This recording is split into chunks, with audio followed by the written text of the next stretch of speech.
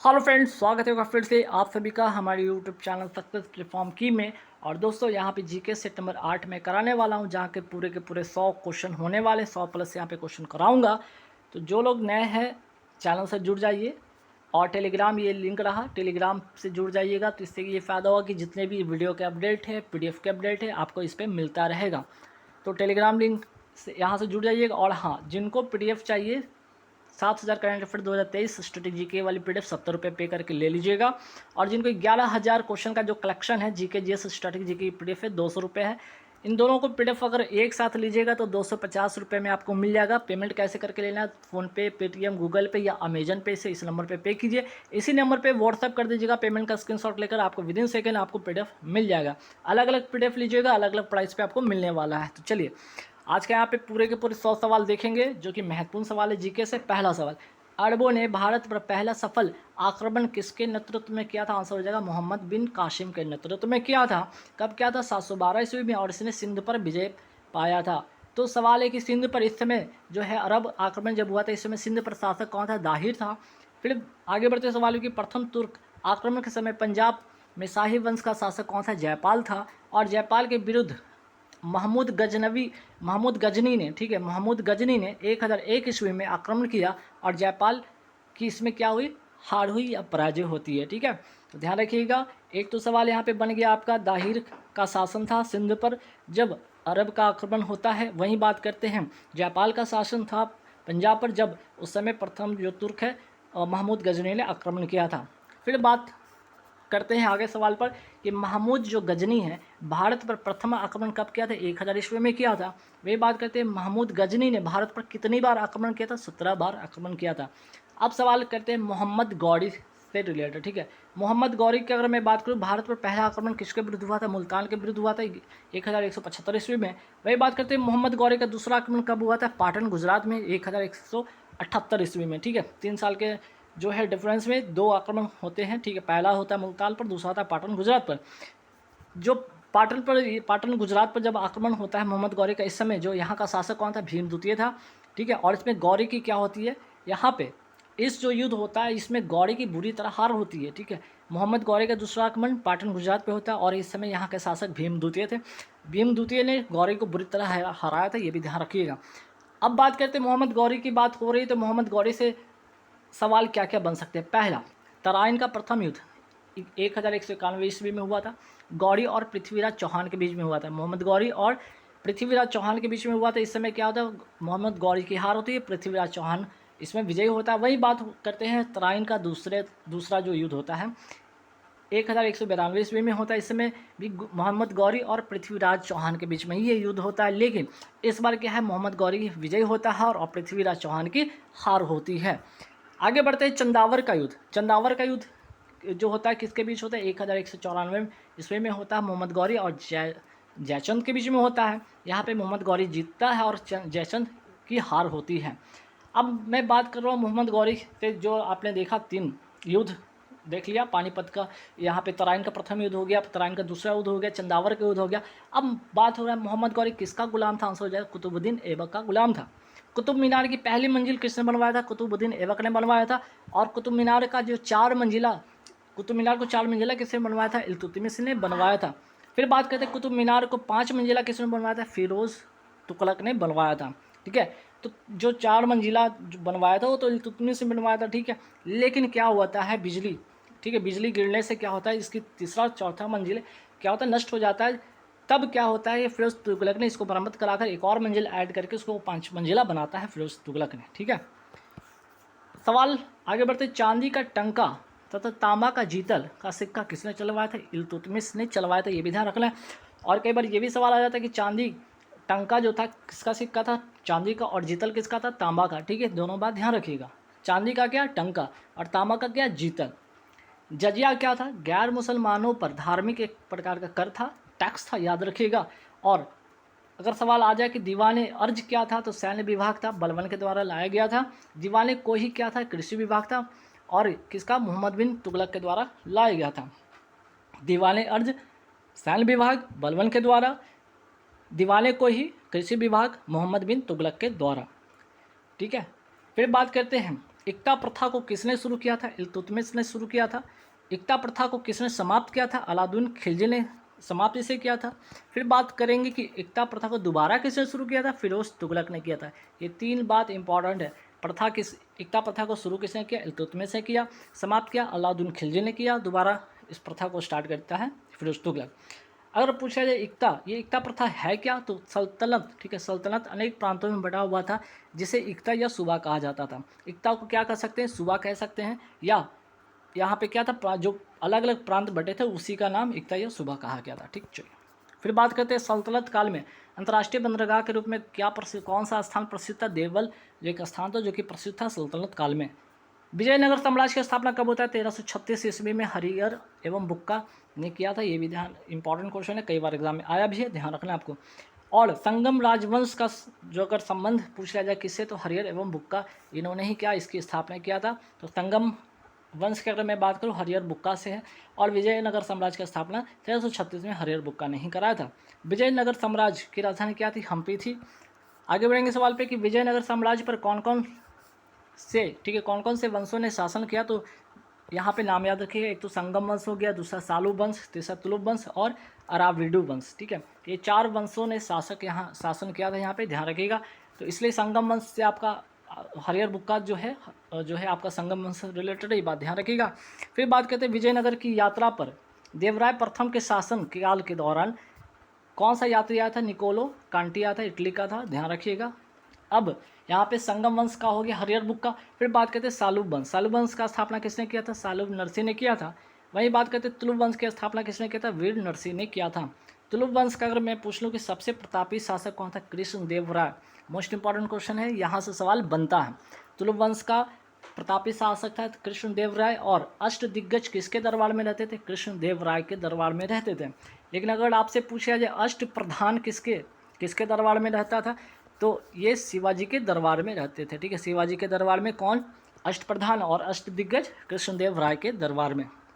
वही बात करते हैं किसके शासन में, ठीक है, किसके शासनकाल में पुर्तगाल यात्री डोमिगोस पायस विजयनगर आया था हर जगह? कृष्णदेव राय के समय। तो कृष्णदेव राय जब शासन कर रहा था उस समय कौन पुर्तगाली यात्री आया था? तो डोमिगोस पायस आया था विजयनगर, ध्यान रखना है। फिर मैं बात करूँ तेलुगु में आमुक्त माल्याद, ठीक है, किस भाषा में? तेलुगु भाषा में। और संस्कृत में क्या? जामवती। ठीक है, जामवती कल्याणम की रचना किसने किया था? कृष्णदेव राय ने किया था। ये भी सवाल एग्जाम में पूछा जा चुका है। ठीक, आगे बढ़ते सवाल पे पांडुरंग महात्म्य की रचना किसने किया था? तेनाली रामकृष्ण ने किया था। वे बात करते हैं विट्ठल स्वामी मंदिर का निर्माण किसने कराया था? कृष्णदेव राय ने कराया था। तुलुप वंश का अंतिम शासक, ठीक है, तुलुप वंश का अंतिम शासक कौन था? सदाशिव था। आंध्र भोज अभिनव भोज की उपाधि किसने धारण किया था? कृष्णदेव राय ने किया था। ये भी सवाल पूछा जा चुका है, ध्यान रखना है आपको। फिर बात करते हैं राक्षसी, ठीक है, राक्षसी या तंगरी या तालीकोट या बनहट्टी का युद्ध। ठीक है, राक्षसी तंगरी या तालीकोट या मनीहट्टी का युद्ध कब हुआ था? 23 जनवरी 1565 में होता है ये युद्ध। और ये इस युद्ध में विजयनगर का नेतृत्व कौन कर रहा था? राम राय कर रहा था। वही विजयनगर के विरुद्ध कौन था? तो आदिल शाह था, अली आदिल शाह था। तो राक्षसी तंगरी अगर पूछा जाए या तालीकोटा का युद्ध पूछा जाए या बनीहट्टा, ये तीनों एक ही बात है। इसका युद्ध हुआ था 1565 में, ध्यान रखना। विजयनगर के चौथे राजवंश अराविडु वंश की स्थापना किसने किया था? तिरुमल ने किया था। बहमनी राज की स्थापना किसने किया था और कब किया था? तो हसन गंगू ने किया था। कब? 1347 ईस्वी में किया था। सवाल अगर आ जाए हसन गंगू किस नाम से सिंहासन में बैठा था? अलाउद्दीन हसन बहमन शाह के नाम से ये कहाँ सिंहासन में बैठता है, ध्यान रखिएगा। 1347 ईस्वी में इसकी राजधानी, इसने अपनी राजधानी बनाया गुलबर्गा को। और इसकी जो भाषा थी, इसकी राजभाषा थी, वो क्या थी? मराठी थी। ये भी ध्यान रखना है। सबसे पहले नेक्स्ट सवाल, सबसे पहले बारूद का प्रयोग बुक्का के विरुद्ध किस बहमनी वंश के शासक ने किया था? मोहम्मद शाह प्रथम ने किया था। ये भी सवाल इंपॉर्टेंट है। बीजापुर राज्य का संस्थापक कौन था? यूसुफ आदिल शाह 1489 ईस्वी में। ठीक है, गोलकुंडा राज्य का संस्थापक कौन था? कुली कुतुब शाह था। बहमनी वंश का अंतिम शासक कौन था? कलीम उल्लाह था। बहमनी साम्राज्य जो है बंदरगाह था, बहमनी साम्राज्य का बंदरगाह था, प्रमुख बंदरगाह था चौल तथा दाभोल। ठीक है, ये दोनों क्या था? बंदरगाह था बहमनी साम्राज्य का। तो बीजापुर का संस्थापक यूसुफ आदिल शाह, गोलकुंडा का कुली कुतुब शाह, बहमनी वंश का अंतिम शासक कलीम उल्लाह और बहमनी साम्राज्य का प्रमुख बंदरगाह चौल और दभोलता। फिर बात करते हैं जौनपुर की स्थापना किसने कराया था? फिरोज शाह तुगलक ने कराया था। फिर बात करते हैं लगभग 75 वर्ष तक स्वतंत्र रहने के बाद जौनपुर पर किसने कब्जा कर लिया था? बहलोल लोधी ने कर लिया था। ठीक है, अगर पूछा जाए लोधी वंश का संस्थापक कौन था? यही बहलोल लोधी था। ठीक है, बहलोल लोधी लोधी वंश का संस्थापक था। कश्मीर का अकबर कहा गया किसको? जैन उल आबदीन को कहा गया था। क्यों? क्योंकि ये किसके कारण? तो धार्मिक सहिष्णुता के कारण इसे कश्मीर का अकबर कहा गया था। किसको? जैन उल आबदीन को। ठीक, आगे बढ़ेंगे। महाभारत तथा रजत रंगनी को फारसी में अनुवाद किसने कराया था? जैन उल आबदीन ने कराया था। ठीक, फिर बात करते हैं आगे, किस मुगल शासक ने कश्मीर को मुगल साम्राज्य में मिला लिया था? अकबर ने मिला लिया था 1588 ईस्वी में। बंगाल को दिल्ली सल्तनत में किसने मिला लिया था? बंगाल को मिलाया था बख्तियार खिलजी ने मिलाया था। बख्तियार खिलजी किसका सेनापति था? कुतुबुद्दीन ऐबक का सहायक सेना नायक था। याद रखिएगा, प्राचीन नालंदा विश्वविद्यालय को किसने ध्वस्त किया था? बख्तियार खिलजी ने किया था।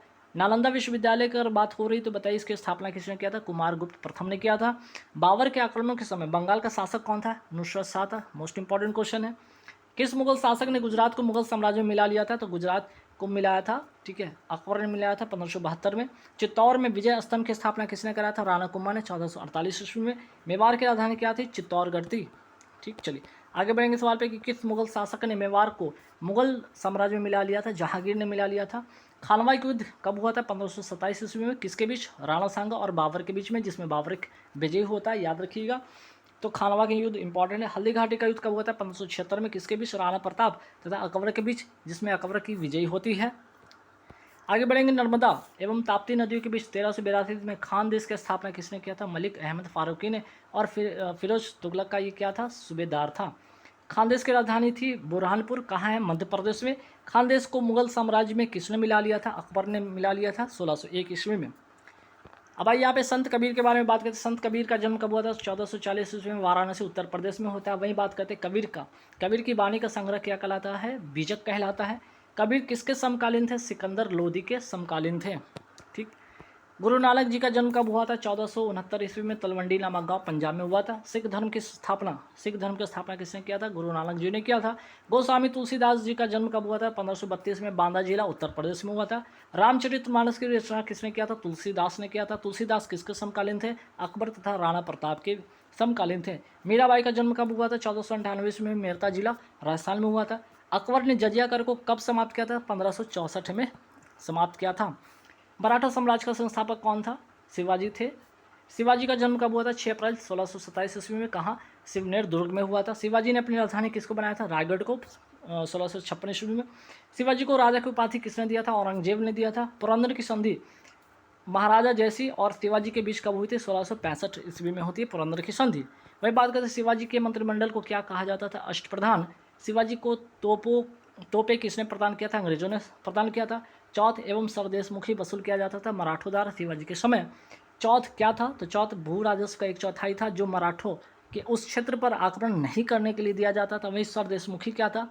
10% का अतिरिक्त अधिभार या जो उस क्षेत्र से लिया जाता था, जो मुगलों के अधीन था, उस पर क्या था? उस पर मराठा दावा करते थे। ठीक है, तो सरदेशमुखी क्या था? 10% का जो था अतिरिक्त अधिभार था, जो उस क्षेत्र से लिया जाता था, जो मुगल के अधीन था, पर मराठा उस पर दावा करते थे। चलिए आगे बढ़ते हैं सवाल पे।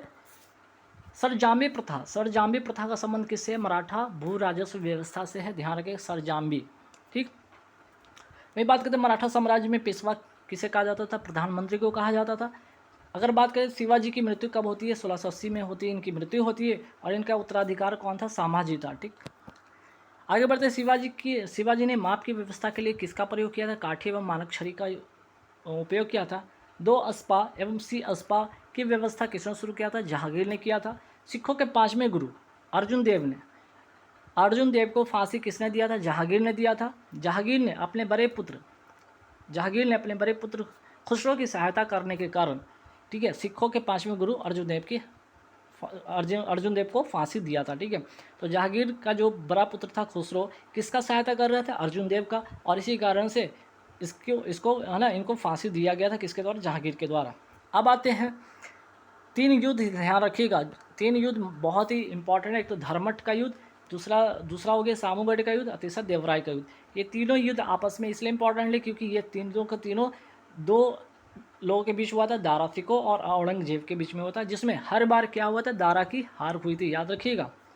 तो धर्मट का युद्ध हुआ था 1658 में, ठीक है, दारा और औरंगजेब के बीच में, जिसमें दारा की हार होती है। सामूगढ़ का युद्ध होता है 1658 ईस्वी में दारा सिको और औरंगजेब के बीच में, इसमें भी दारा की हार होती है। देवराय का युद्ध होता है मार्च 1659 में, इसमें दारा सिको और औरंगजेब के बीच में, इसमें भी ये लड़ाई होता है जिसमें कि दारा सिको हार जाता है, औरंगजेब इसमें विजयी हो जाता है, ठीक है। चलिए, साहब बुलंद इकबाल या किंग ऑफ लुफ्टी फॉर्चून के रूप में किसे माना जाता है, दारा सिको को।